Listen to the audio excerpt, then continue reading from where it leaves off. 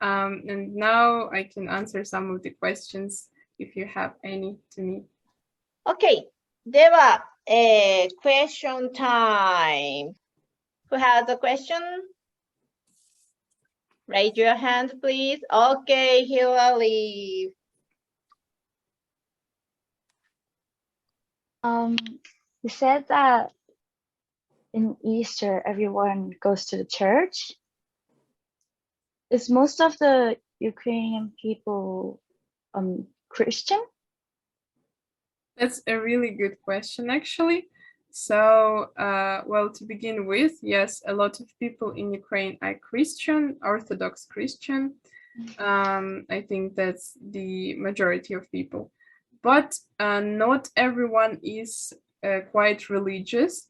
I think similarly to Japan, like in Japan, people go to shrines, for example, even if they don't really believe in God as such. And so similarly in Ukraine, it's just a tradition that you can, carry out with your family, with your loved ones. And so you do it just for fun, mainly not for your own faith or to kind of, justify your faith to God or something like that. So yeah, that's how it works here. Oh, I see. Thank you. Thank you, Hillary. I also have a question to you. Yes. You said that you wanted to be a voice actor. Does it mean that you want to be a voice actor in Japanese or in English or any other language? Mostly in Japanese, but I hope, because I can use English, I hope there will be some opportunities to use English in my job. Yeah, that must be really hard. Do you want to be a voice actor for anime, for movies, for TV series? For animes. For animes. Okay, great. Do you know like any training you can take in order to become a voice actor? I always do a training called Uiro Uri. There's a short story called Uiro Uri, and that's like a tongue twister. Yeah. So it's a training. It's a training to to smoothen your talking. Yeah, so I do that almost every day. Yeah, that's great. Wow. I wish you all the best. Thank you. Really great Thank you. inspiration. Yeah, thank you for the question too. Okay, who wanna try next? Okay, Ira. Yeah, like watch animation, Japanese animation. So which do you watch? So animation voice, original Japanese voice, or dubbed voice? Which usually do you watch? Yeah, it's a great question. Actually, in Ukraine, sadly, most animes are not dubbed, so there's no voice actors that do dubbing in Ukrainian language. And so that's why I mainly watch just Japanese with Ukrainian subtitles, but sometimes I can't find Ukrainian subtitles, so I go on to search some English subtitles because I also understand English, and that's how I watch anime.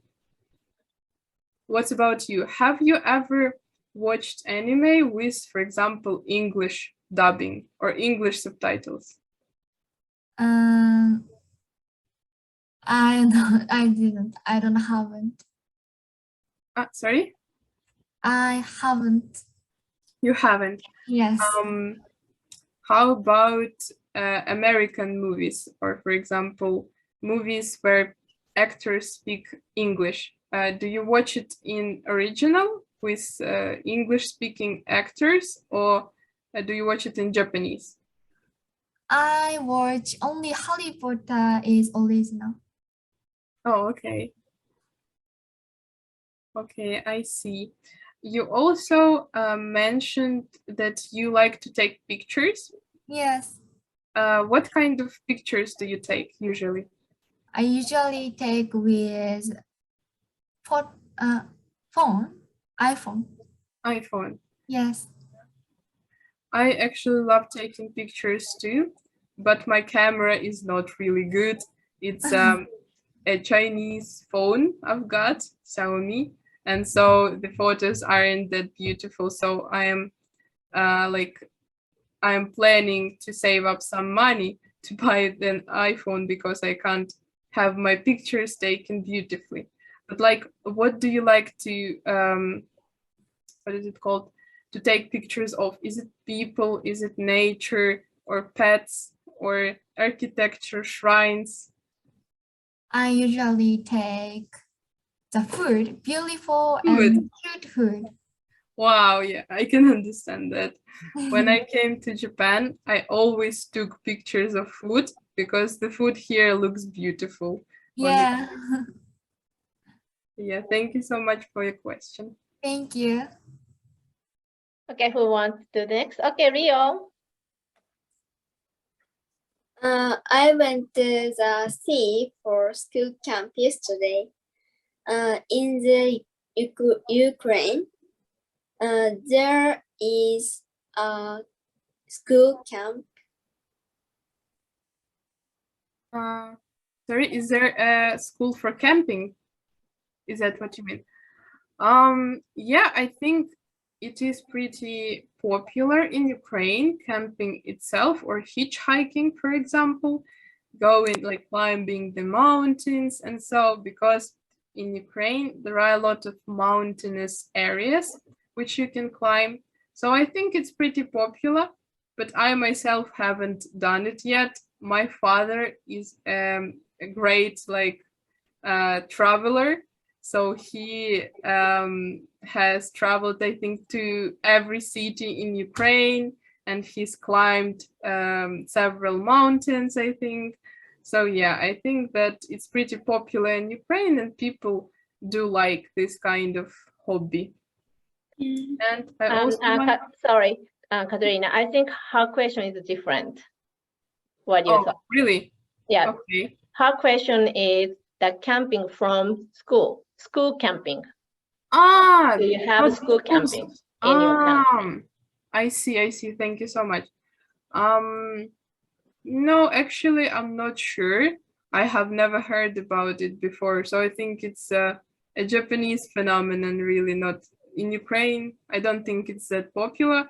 We mostly in schools, what teachers can organize is going out for picnics mainly. So that's what we do. I think once in a year in each class, a teacher organizes a small trip to a nearby forest, for example, and you just go like on foot. It's not really camping. It takes you about a half an hour to get there, and so I don't think it's really that common in Ukraine. But thank you for the question. And I have a question to you too. Yes. So you said that you like tennis. How long have you been doing tennis? I have played tennis for once. I have played tennis once a year. A year. 1 year. Yes. Oh, do you play it at school? Is there a team at school, a club, a tennis club? I play the tennis in the school. Oh, okay, great. Awesome. I also had played tennis when I was younger. I played it for about 5 years, I think. So I understand your passion for tennis, and I hope you improve. Do you plan to take part in tournaments, in tennis tournaments, like competitions? One more time, please. Do you plan to take part in tennis competitions or tournaments? Like when people compete, when you play with someone and then you win and you get a prize. Yes. I have played it, but it was very difficult. Yeah, for sure. You have been doing it only for a year and you have already tried taking part in a tournament. That's great. Yeah. I hope all the best for you. I hope you improve really well. Thank you for the question. Okay, Maha. Maha, mute.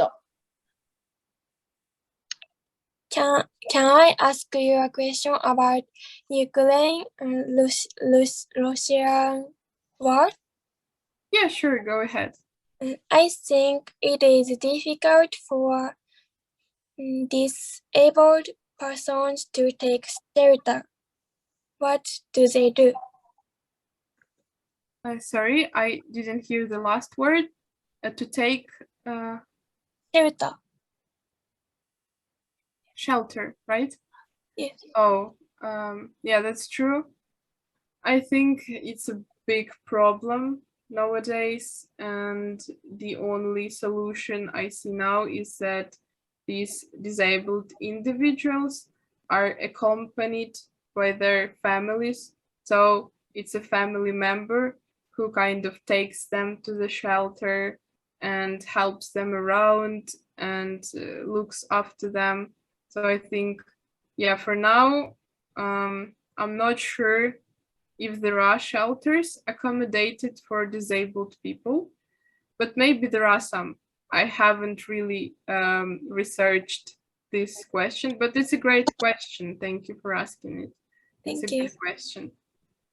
I also have a question to you, Maha. So, have you lived in Hawaii?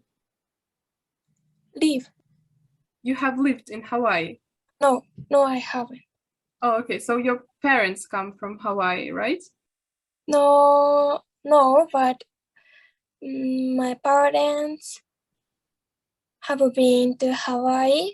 Oh, okay. Many times, so they love Hawaii. Oh, wow. What do they like about Hawaii, and do you like Hawaii? There are many beautiful seas in Hawaii. Okay. So I like. Wow. Okay, great. Thank you for the question. Thank you. Well, next. Okay, Yuika. When Russia started to attack to Ukraine, what was your most trouble things? So I think, thank you for the question. I think that the most troublesome thing was perhaps the fact that I live near an airport. So basically my house is only a couple of kilometers away from the airport. And this airport was one of the first targets. So on the very first day of the war, the Russians have attacked this airport and they started bombing it. So it was hard to stay calm because I heard the shellings, the sound of bombing all day long and all night long. And so I couldn't sleep, and it was really hard psychologically because you don't know if this kind of bombshell will get into your house or not. And another troublesome thing was that there is no basement in my house, so there was nowhere to hide from the shellings, and there are no shelters nearby. So we live in a small town, kind of, and there are no shelters at all. And so it was very scary that you don't have anywhere to hide or to run, and you just feel trapped in this house. So yeah, I think that's the most troublesome one. Thank you for the question. I also have a question to you. You said that you like K-pop. Which are your favorite bands? My favorite K-pop band is Twice and IVE. Wow, okay. I have some friends that really like Twice, some girlfriends, so I can understand why you like it. Have you ever been to a K-pop concert? No, I don't, but I want to go them very much. Yeah, I bet. Are there any concerts in Japan? K-pop concerts? Do they happen often? Mama, please. Do concerts in Japan, like of K-pop bands, happen often? Yes. Yes. Like how often? Once a year?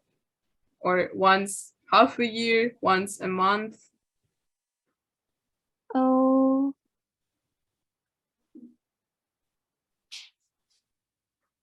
Once, I think maybe once a year. Oh, okay. Okay, great. Okay, thank you so much. Thank you. Okay, Taiyo. Yes. If the war is over, do you want to go back to Ukraine?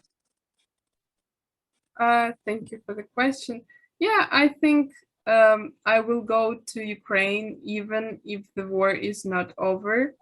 I am planning, even if I stay here in Japan for some time, I am planning to see my family who is still staying in Ukraine.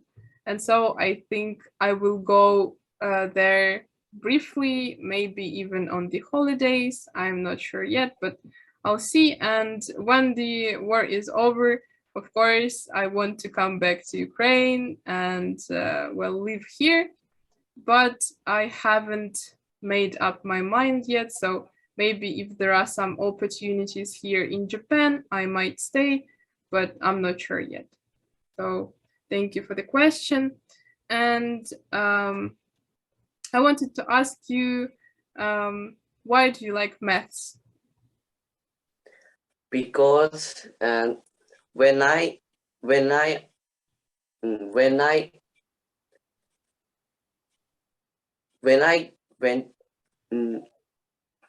was sixth graders, I went to abacus lesson. Sorry, one more time, please. Because when I was sixth graders of elementary school, I took the abacus lesson. Ah, okay, I see. Okay, great. I could never understand maths, so I'm pretty jealous of you. I wish you all the best with your studies and thank you for the question. So do you have other questions? Does someone have some questions? No? Yuika? What is your favorite place in Ukraine? My favorite place in Ukraine, I think, well, I have two favorite places. One is the main square of Kyiv. It's called the Square of Independence. It has a really great name, I think. And I have spent a lot of time just walking around the square because I went to the Kyiv University. So I was in Kyiv all the time. And my second favorite place, I think, is the lake near my house because I have a lot of warm memories connected to this place. I spent a lot of time there as a child. I played there with my dogs. And so it's just a really great place to be in, I think. Thank you. Thank you. And Hilary? In Japan, many young people uses Instagram. What social media do you use in Ukraine? Just like in Japan, we use Instagram a lot, but I think it depends on the age group. So people who are older, they use Facebook mainly. So people who are like 30, 40 years plus, they use Facebook exclusively. People who are about 20 years old, I'd say use Instagram. And then people who are younger than that, but not necessarily, use TikTok. Or like Likey, but I'm not sure. Like there are some other applications like TikTok that are not TikTok. So yeah, it really depends on the age. And also I know that in Japan, Line is a pretty common messenger to use. And in Ukraine, we have something similar. It's called Telegram.